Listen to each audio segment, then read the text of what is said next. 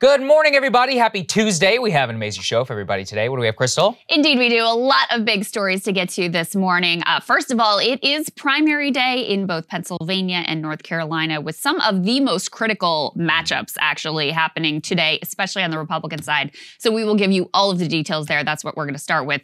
But also, we have new comments from Elon Musk raising further doubts about whether he's actually going to go through this whole Twitter purchase thing. So we'll tell you about that.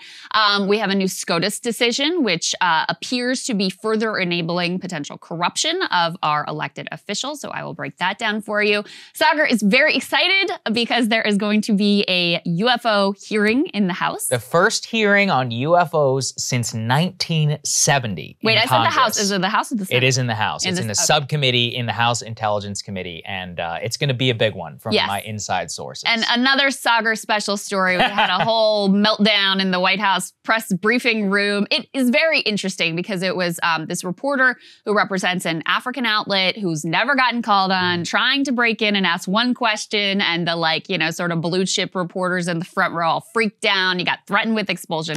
Crazy stuff, really, when you think about it and you think about people trying to ask questions on behalf of the citizens. Yes. We're also going to be joined by Dr. Trita Parsi. He's going to break down the very latest, and there are some new developments this morning with regards to Ukraine and Russia and NATO. But we wanted to start with the fact that it is primary day in Pennsylvania in particular. The marquee race here is on the Republican Senate side. So this is for an open seat. So Republicans and Democrats both have primaries, but it looks very much like Lieutenant Governor John Fetterman is set to win on the Democratic side. On the Republican side, though, there is a lot of drama. So you've got a three-way race essentially now between Dr. Oz. You guys all know who he is. David McCormick, who's this hedge fund dude. He was the CEO of Bridgewater Associates. His wife, Dina Powell, was in the Trump administration. And the late surging Kathy Barnette, who's kind of conservative media personality. And she has really sort of taken this race by storm. She's also backed up now by the Club for Growth. So she had been kind of shoestringing her campaign. Now she's got millions of dollars behind her. She has a relatively high approval rating, and she has been as close to tied in the polls. The very last poll that came out, I'll show you in a minute, has Oz up a little bit, but her moving into second. Let's give you a little bit of a taste of what the final closing pitch that is being made from each of these candidates. Other conservatives know that I'm strong on the Second Amendment. Ted Nugent, Rick Perry, President Trump. But our Second Amendment is not just about hunting. It's about our constitutional right to protect ourselves from intruders or an overly intrusive government. So as your next U.S. Senator, I will fight for our constitutional rights. You know why he said that? Because it's true. I've risked my life for America, and I'd do it again in a heartbeat. I came home and helped create hundreds of Pennsylvania jobs. I'm a pro-life, pro-gun, America First conservative, and damn proud of it. Not only do I have a grasp on our own base, but I can go into every nook and cranny and take the votes that we need in order to really beat Fetterman in the general election. So let's go do this. Kathy Barnette is a candidate for the people. On May 17th. And I have to tell you, Saagar, as I dug into this yesterday, I kind of understood why Kathy Barnette was surging. I mean, she definitely has the true MAGA vibes. She knows how to she's been a media figure. She knows how to present herself. She was a Fox News, not contributor, but regular guest, radio host, all of those things. So you kind of have this interesting dynamic where the candidate that Trump endorsed, Dr. Oz, is seen sort of skeptically by some of the true MAGA diehard faithful. You've got David McCormick, who's actually backed by some Trump figures. And of course, his wife had been in the Trump administration.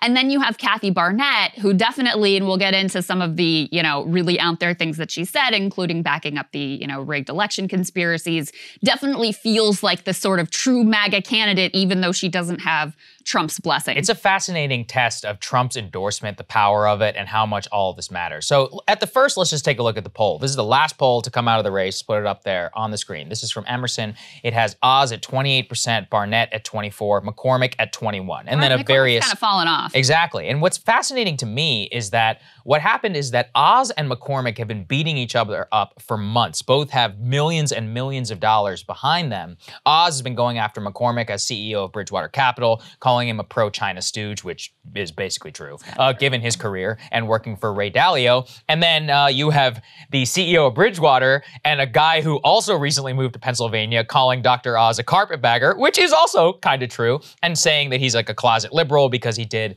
some segments on systemic racism and on gender identity and transition as recently as a couple of years ago on his show, basically saying he's like some liberal squish, but you also have a globalist hedge fund guy who's saying that. So you have high negatives and massive millions of negative ads against each other. Barnette kind of slipped in through the middle. A lot of MAGA people were really turned off by the war between Oz and McCormick, and they're saying, well, she seems like a, you know, like more in tune with our base, which, you know, seems true in terms of some of her views, and she is a longtime conservative activist, and she has an inspiring story about being, you know, she's a child of rape, and her mother was raped. Her mother was raped when she was 11 years old by somebody who was like 20. When she was 12. I mean, it is an unbelievable story. It's a great story, you know, in terms of her inspiring background and that. But, you know, at the same time, you know, this is somebody who is, let's just say, untested. And what's interesting to me Trump's words, is that Trump himself is freaking out because he endorsed Oz for one reason and one reason only, because he's famous. He even says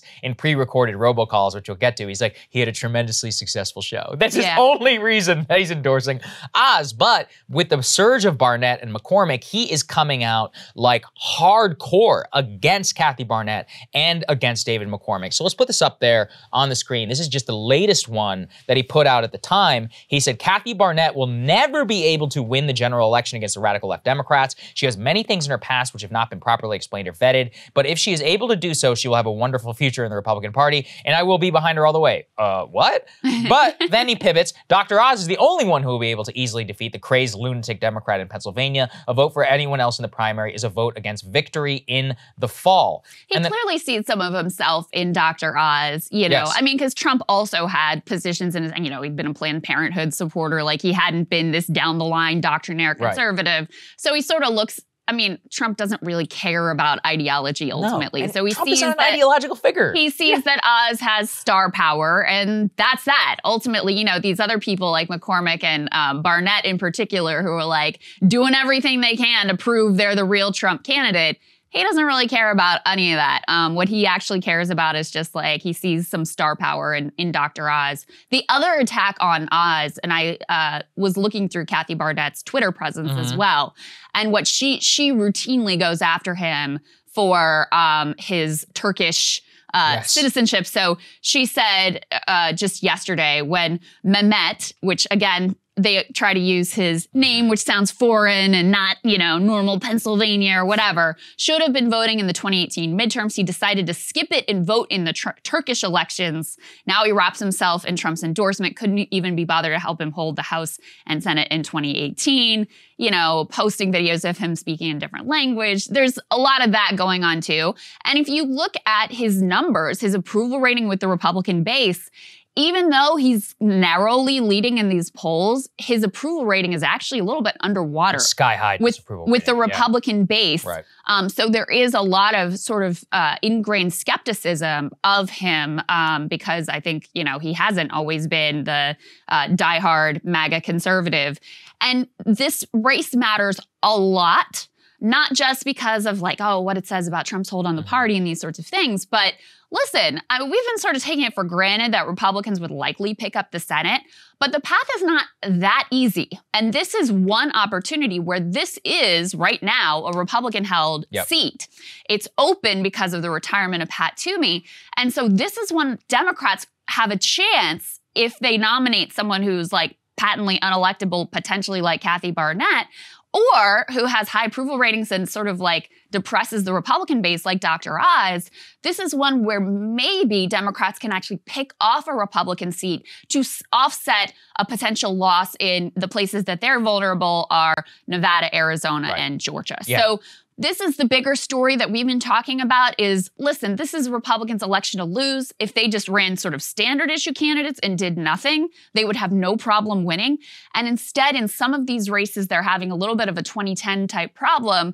of potentially lining up behind candidates who, you know, are so out there that they're going to turn off people who otherwise would have been open to the Republican message. I think Oz or McCormick would very easily win in the Senate. Kathy, I have truly no idea. But what I think is hilarious to me is I have watched the MAGA warriors on Twitter turn against Dr. Oz, being like, he's a secret liberal. He was pro-gay marriage. He was pro-abortion. Have you heard of a guy named Donald Trump who did all of those things before he became the Republican president? Obviously what has happened here, and it's disgusting, is that David McCormick used his connections of his wife, Dina Powell, who, by the way, runs ESG for Goldman Sachs after she left the Trump administration. Well, he used his hundreds of millions of dollars that he got from investing in China as a disciple of Ray Dalio, who is about as big of a China bootlicker as there is. He used that money to buy off MAGA Inc. At one point, Stephen Miller was working for him. Hope Hicks is still working for him.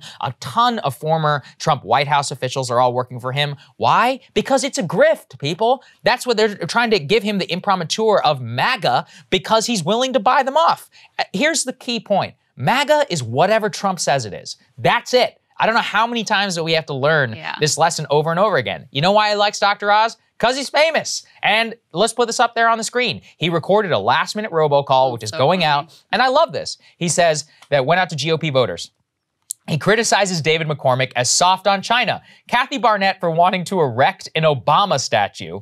Somebody can riddle me that one. And is urging voters to support Oz tomorrow. Here's his justification. He's had a tremendously successful show. Right. Which, look, per conversations, Krystal in Mar-a-Lago, he was lecturing a lot of people. He's like, you don't know how many little old ladies are out there who love Dr. Oz. Yeah, so he's right. He said, too, like, I think the women in particular like Dr. Oz or something like that. I'm like, might be correct. I don't know. He's right.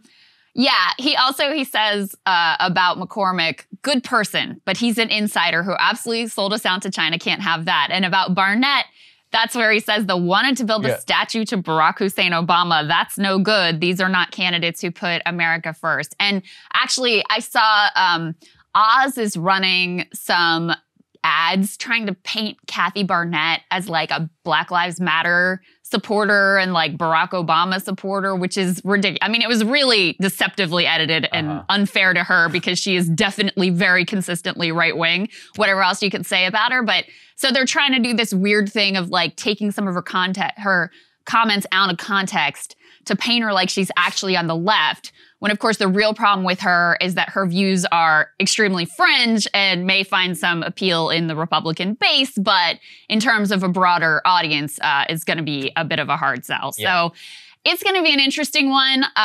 You know, I think there's a sense that Barnette has had a lot of momentum because she wasn't attacked till the very end, because she continued to have high favorability ratings. Apparently, she acquitted herself very well in the debates that they had, and that was part of what contributed to her surge.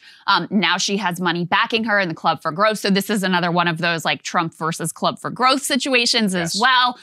So it's going to be an interesting one to see how this shakes out. And our election analyst, Miles, that we had on yesterday also pointed out that McCormick, because of where he's from, and they put the name of the county that you're from on the ballot. Somebody needs to explain that to me. I didn't know they did that. But anyway, he seemed to think that, you know, might help McCormick a little bit as well. But in terms of the polls, it seems like McCormick has fallen off a bit. Right. And now the race is really between Oz and Barnette, although you never know what's ultimately going to happen on Election Day.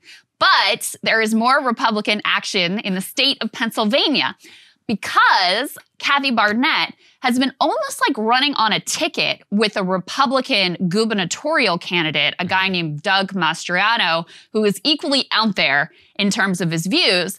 But he has really surged to the front of this race and has a sizable lead over the next closest candidate, Congressman Lou Barletta, is that his name? Yes. Who actually had been like a longtime Trump supporter. One of the first people to endorse Trump. Right. Yeah. So there was also a lot of upset over the fact that, you know, this is a guy who, when a lot of the Republican establishment was against Trump and they were doing everything they could and Ted Cruz was doing whatever he was doing, this was a guy who actually backed Trump. But now, because Mastriano has this big lead, appears on the verge of victory, and Trump's candidate in the Senate race appears to be on sort of shaky ground, Trump went ahead and jumped in and endorsed Mastriano so that at the very least he's got its like sort of bets hedged and he's almost guaranteed to get one win on the night, regardless of what happens over on the Senate side where things are a lot less certain. Right, absolutely. And here's the thing about Mastriano. Let's put this up there on the screen. He secured that Trump endorsement after Trump saw him surging because Trump wants to appear that he endorsed some of the leading candidates. And he's very aware of the Mastriano-Kathy Barnette alliance on the ticket. And if you do see Mastriano win, it's very possible then, right, that he could pull it off or that both of them could pull it off. And that really makes it a totally open question. I mean, Josh Shapiro, who's the AG of the state of Pennsylvania, already been elected to a statewide office. He's somebody who's very milquetoast Democrat, easily somebody who could beat Mastriano in the gubernatorial election. Now, look, at the same time, national politics are all that particularly matter. But as we've always learned, candidate quality really doesn't matter until it does. And by that, I mean, if there's somebody is completely outside of the fringe, then it does seem to matter. We saw that with Todd Aiken. We saw that with, I forget the other guy. Roy Indiana, Cooper. 2012. That exactly. dude. Yeah, Donnelly? Was that his name? Yeah, Donnelly. I think that was his name. Anyway, so yeah, trip down memory lane in terms of how these things work. I mean, Roy Cooper is another example. Like, Democrats had no business winning a Senate seat in Alabama, of all places. But that dude was so beyond the pale that people were like... Roy Moore. Yeah. Right. Exactly. Oh, yeah. Sorry. Roy Cooper is the governor of North Carolina. Yeah. Okay. Anyway, some of that is going on here. And it is funny, I mean, that Trump is endorsing Mastriano, but is trying to put down Barnette, even though they're basically the same candidate in terms of what they stand for and what their history is. One thing I'll say, too, about the state level races is I think abortion may be more significant because now, with Roe being overturned, abortion is left to the state. So if you have somebody who's running in a swing state like Pennsylvania on a very extreme anti-abortion platform, which this dude Mastriano ultimately is, I think that becomes a problem as well. So yeah, if you have just like a sort of standard issue Dem versus this dude who's like way out there in terms of social issues, in terms of abortion, also in terms of, we're going to show you in just a minute, like he was not only at the Capitol on January 6th, he was like breaching the barricades on January 6th. I mean, he is as MAGA conspiracy theory, like flirtation with QAnon as they come, as is Kathy Barnette. So if you have both of those candidates, kind of leading the Republican ticket in Pennsylvania, you could see that being ultimately a big problem for them in terms of holding that seat. And again, just to put this in the national context, to win back the Senate, Republicans have got to pick up a seat in Georgia or Arizona or Nevada.